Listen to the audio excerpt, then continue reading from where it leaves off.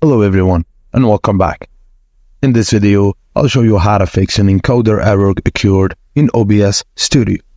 If you're encountering an encoder error while trying to record in OBS Studio, follow these steps to resolve the issue.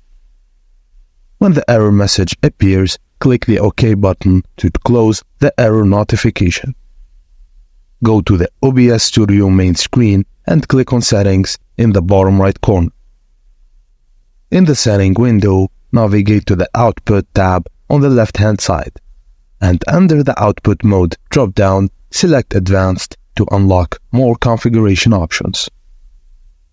Next, click on the Recording tab and change the type option to Custom Output, FFmpeg.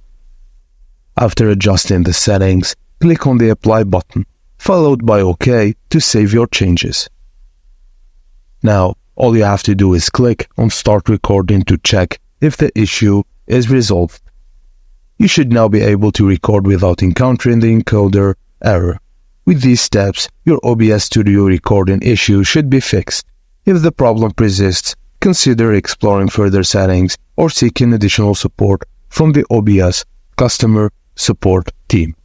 And that's it, guys. Thank you for watching, and please don't forget to like and subscribe for more.